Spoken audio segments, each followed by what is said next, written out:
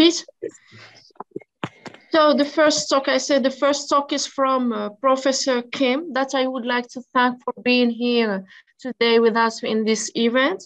So his presentation is titled The Birth, Developments and Future of W Theory. You have 13 minutes and the floor is yours. Okay, thank you. Hello, everyone. First of all, I would like to express my gratitude to the committee members who arranged a great conference and invited me. I also wish the late Professor Muhammad Zafrullah, who passed away recently, rest in peace. I remember meeting Professor Muhammad Zafrullah once in Iowa University conference when I was about to finish my PhD degree. And he gave me a good word. He was a chain smoker at that time, as Professor Ayman Badawi said yesterday. Although I smoked at the time, I quit smoke about 15 years ago. Okay, let's start my talk. The title is The Birth and Development and the Future of W Theory. I will share my screen now. Okay, can you see my screen?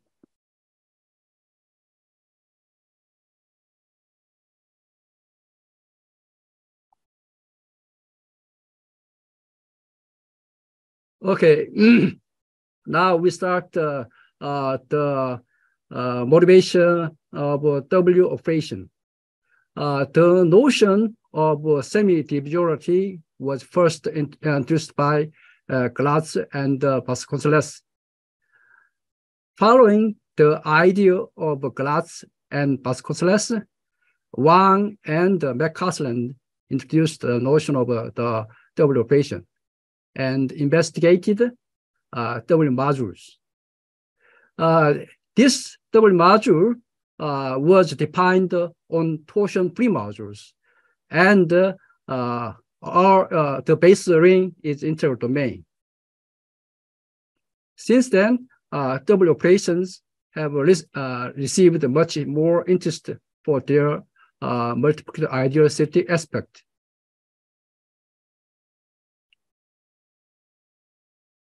Okay, to introduce the star operation, we first introduce some terminologies.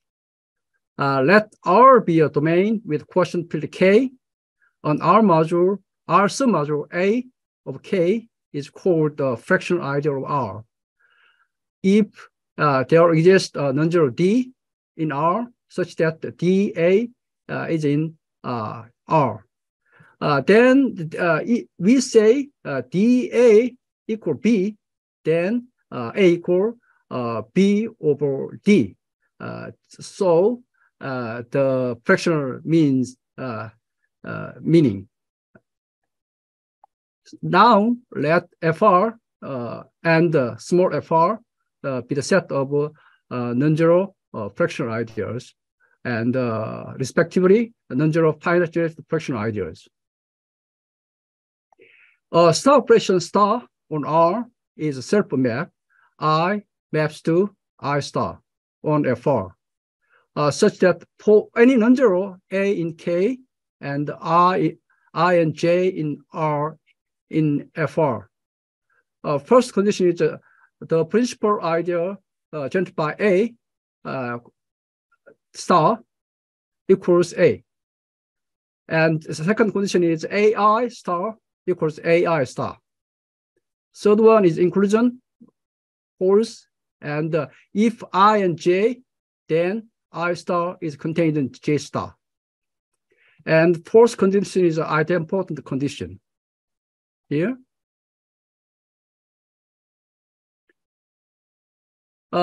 We remark that a map star on F bar R, this means that the set of all R submodule of the field of K. defined by I star is called the semi-star operation. If only 2, 3, 4, and 4 hold.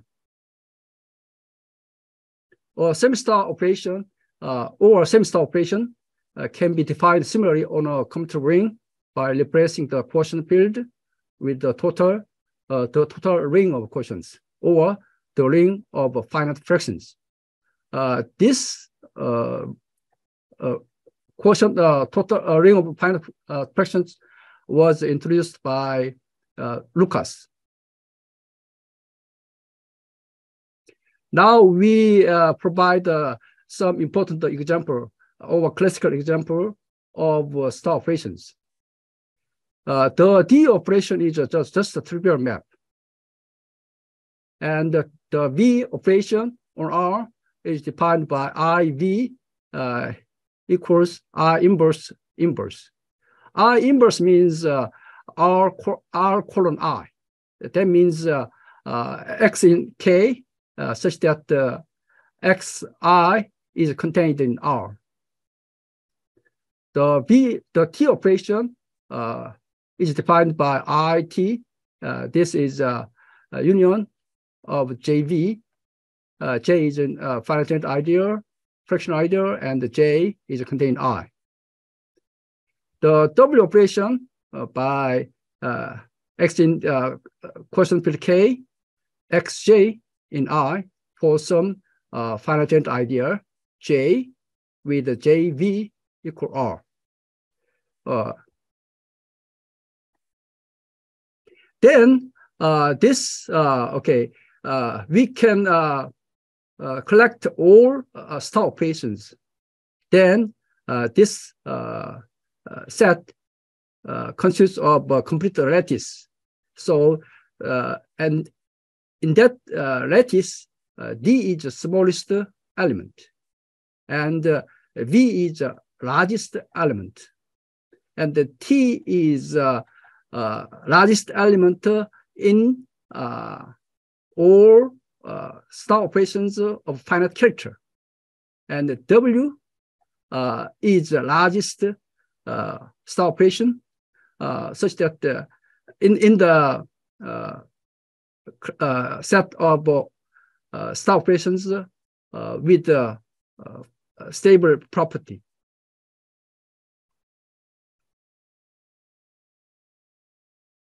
Okay, now we introduce a star idea. A is called a star idea if trivially I is contained I star. So when equality holds, we call it star idea. V idea is often called divisorial idea, while a W idea is often called semi-divisorial by Glatz and Vasconcelos, and an F infinite idea by Heatherstone and Houston.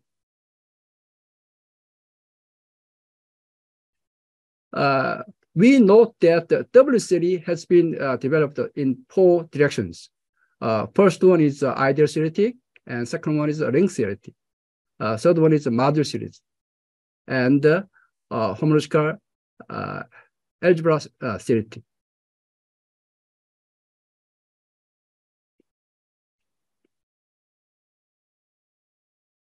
Unlike the concept of the V operation over the T operation, the concept of the W operation can be well extended to modules. The W operation is related to torsion theory. So actually, that the W operation induced torsion theory. Now we introduce the concept of torsion theory. That R we commuter ring with the identity for finite ideal J of R. If the natural homomorphism, this one, is an isomorphism, then J is called GB idea. When this R is integral domain, this is just J inverse. So J inverse equal R. So when R is the integral domain, the two concepts are equal. We denote by J in GBR or GB ideal, the set of GB ideals.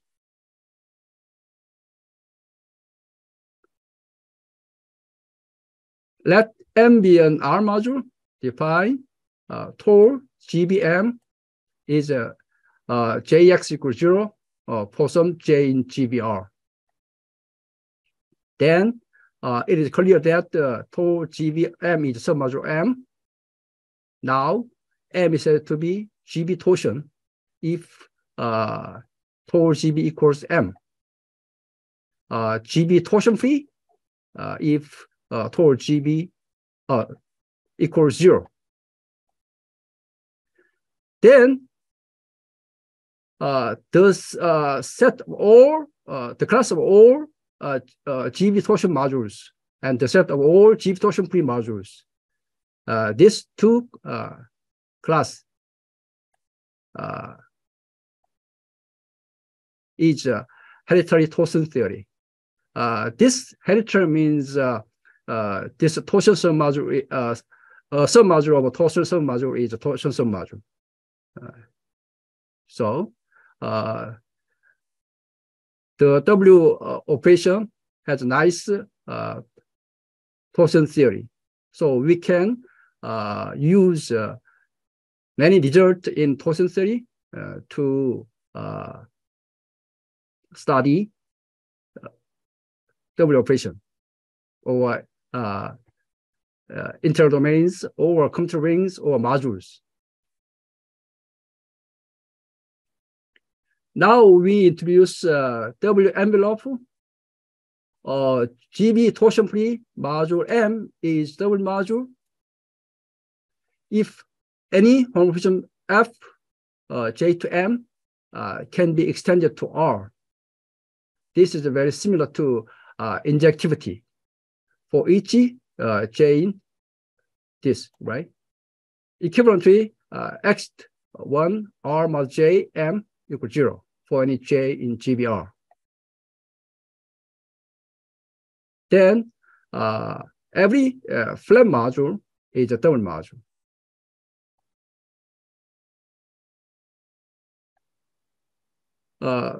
Now we introduce W envelope of M. For any GB torsion free module M, MW is X in EM. EM means injective envelope of M. JX is M for some J in GBR. This MW is a W submodule of the injective envelope for EM containing M, and is called W envelope of M. Now, W envelope has nice properties. It is known that for GB torsion free module M, M is a W module if and only if MW equal M. MW is the smallest W submodule of EM containing M. If I is W ideal, then R mod I, this is also GB torsion free R module. And MW has a universal property inherited from that of EM.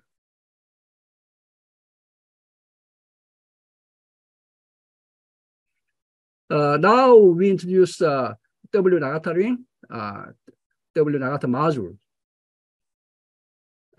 This is a very useful concept. Let M be an R module, set SW. SF is an polymer ring R. F is a polymer, such that CF. CF means content idea.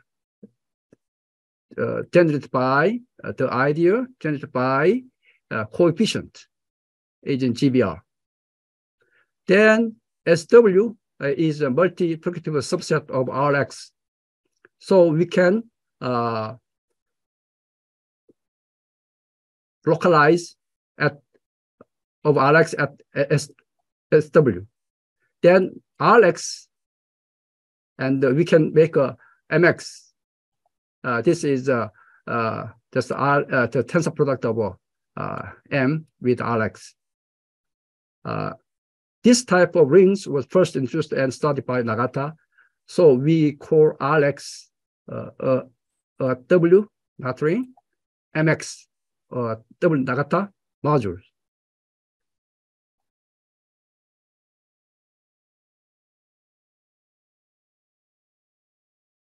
Now we to introduce double natural ring or strong Mori domains, we first introduce finite type modules and the finite presentative type modules.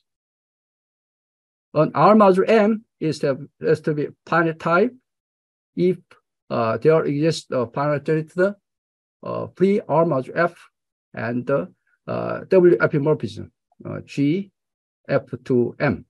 Here, W epimorphism means W locally epimorphism. An R module M is said to be of finite present type if there is the W exact sequence, F this one, where F1 and F0 are finite generated and free. Here, W exact sequence means W locally exact sequence. W locally means just when we localize these modules at the W maximal idea.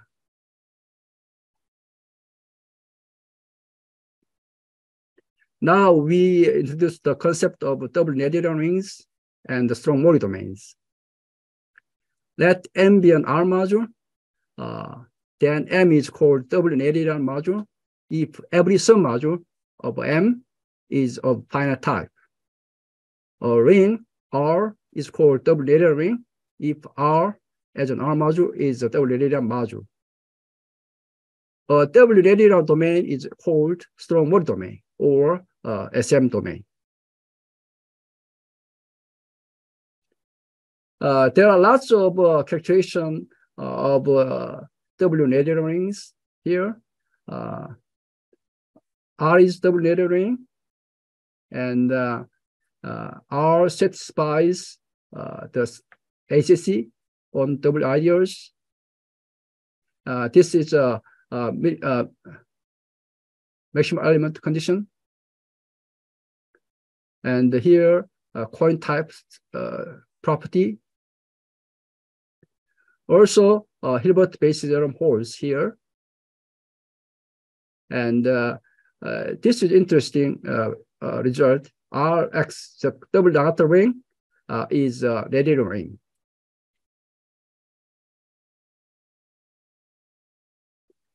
Now we introduce the concept of Krull domains. Domain R is called Krull domain. This is very similar to Dedekind domain. Actually, this is a W version or T version of Dedekind domain. If it satisfies the following three conditions, RP is DBR for every prime ideal P of R of height 1. And R can be represent the intersection of RP. And this is just finite character properties. Any non-zero element of R lies in only a finite number of prime ideals of height 1. And an ideal I, fractional ideal I, is said to be double invertible if I, the product of I inverse, and then taking double closure equals R, then we say that I is a double invertible. Here is some characterization of Kourou domains. R is Kourou domain. Then every non-zero W idea of R is double invertible. Here is a Cohen type theorem.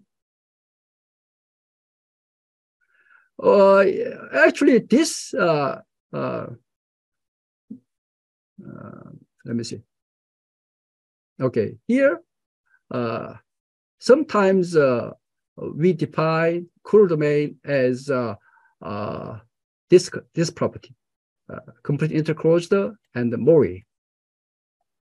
But here in 6, R is interclosed and SM domain.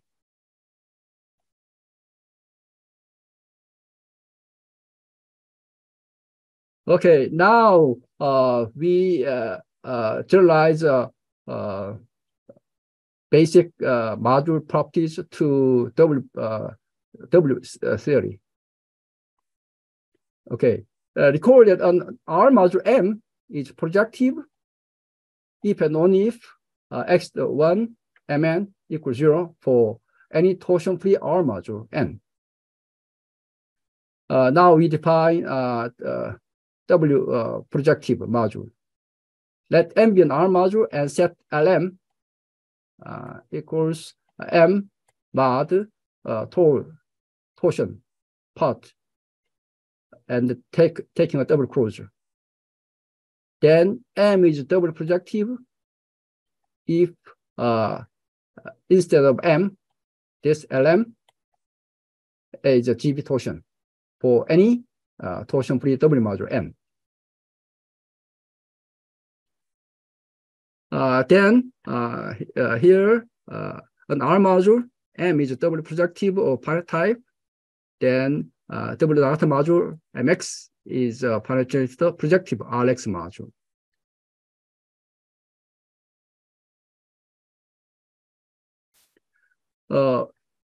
Here is the definition of W semi-hereditary. A ring R is said to be W semi-hereditary if every finite type ideal of I is double projective.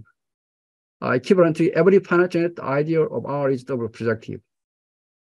A double semi-hereditary domain is called the Filippa V multiplication domain, or PVMD. This PVMD has many calculations. Here, a calculation of a double semi-hereditary rings. R is double semi-hereditary, and here, every finite genetic ideal of R is double projective.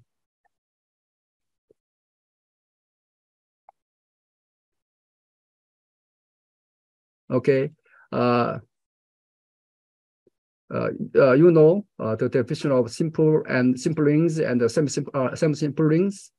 So here also we can characterize simple rings by double projectivity. R is semi-simple ring, then every R module is W projective.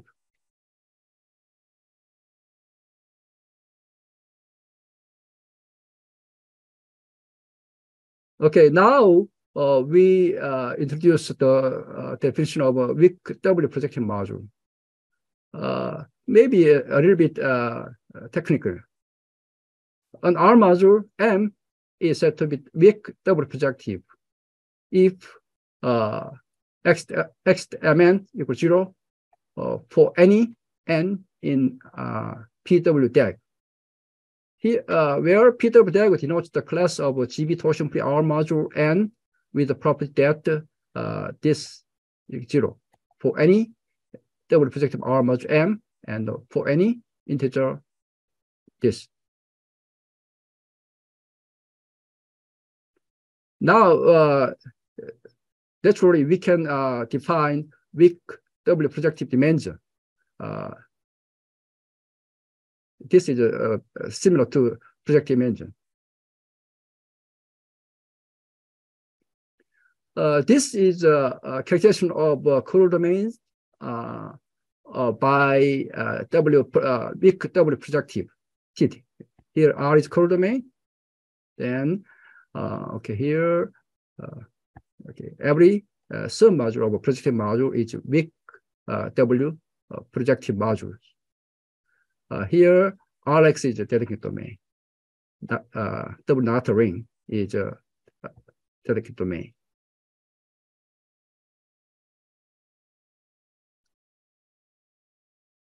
Okay, now we introduced the concept of W flat submodule, W flat modules. M is said to be W flat if for any W monomorphism. Here, W monomorphism also means that W locally monomorphism. The induced sequence 1 tensor F is also W monomorphism. Here, M is double flat. There are many calculations of double flat modules. Here is some example. M is double locally flat. And Tor N, Mn is dB torsion module for any R module, and any N is greater than 1. Double last module Mx is a flat Rx module.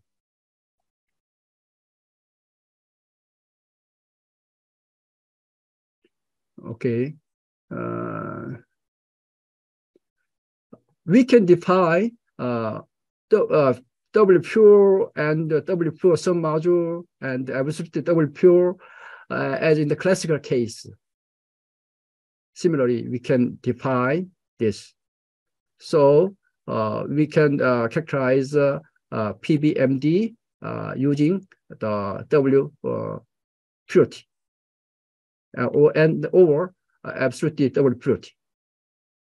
Here,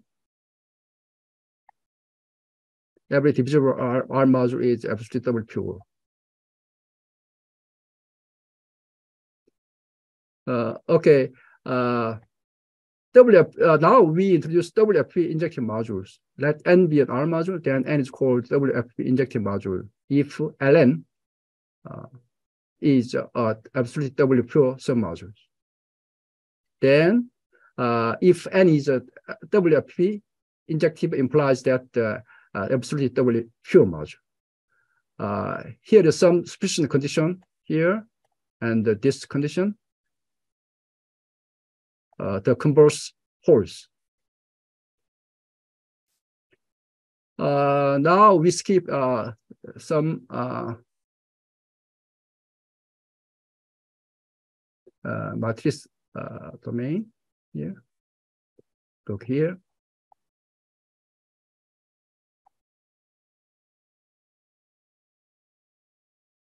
Okay. Here also. Okay, here. Okay. In the last, we showed that W series is indispensable. For example, sigma injectivity. Actually, this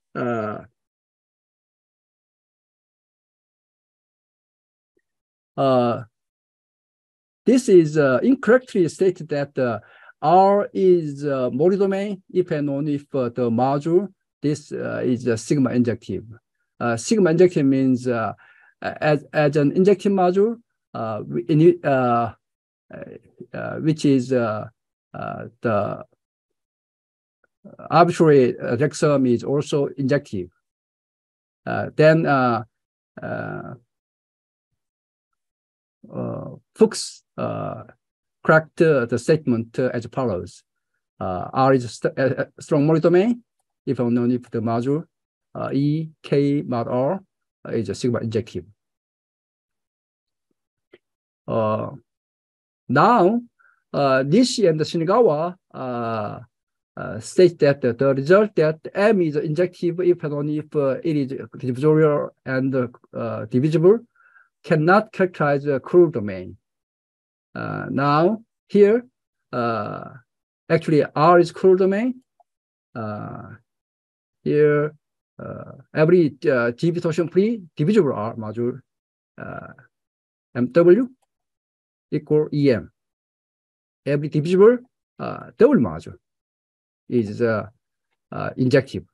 So if we replace here divisible, divisorial, here divisorial, replaced by with the double module, then we can characterize our core domain. Here is our book, and maybe this year we will publish second expanded version of this book, and in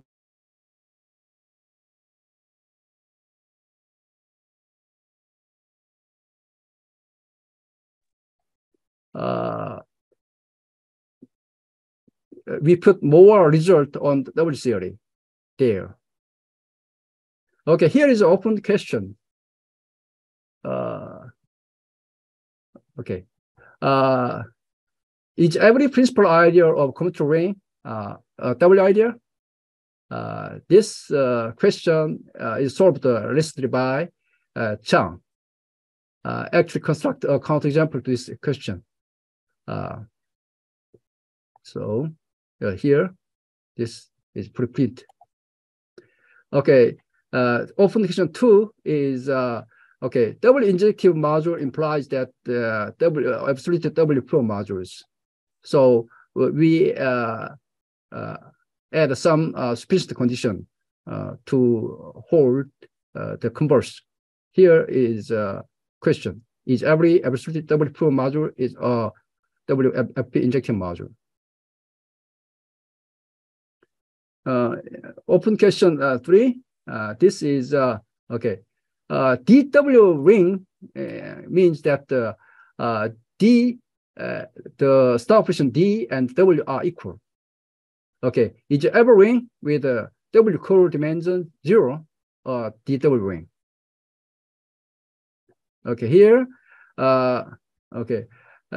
Is there a calculation of a W flat modules like Lazard theorem? Okay, this is the final question. What is the algebraic geometry meaning of double theory as a Tosen theory? Okay, this is my talk. Thank you very much. Thank you very much, Professor. So are there any questions?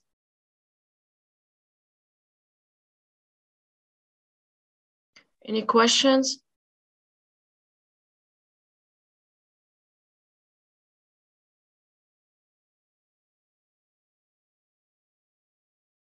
No questions?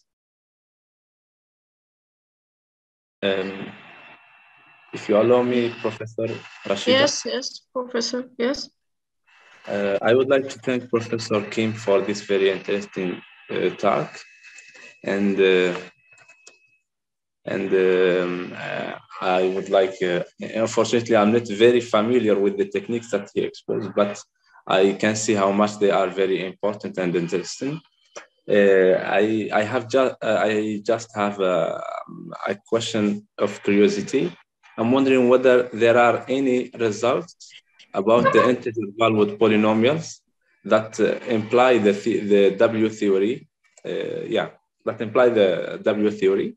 And the second question, I would like, I would ask him to suggest any research questions for the young researchers that they are joining us today. Thank you very much, Professor Kim.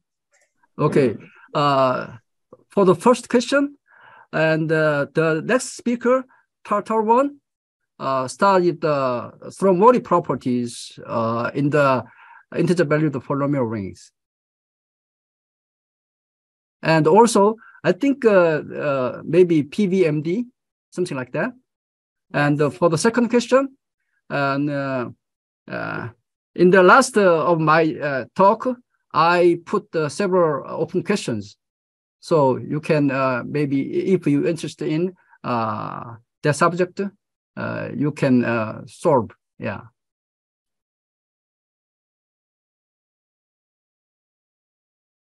Is it enough? Thank you very much, Professor Kim. Thank you very, very much. Okay, are there any questions, other questions?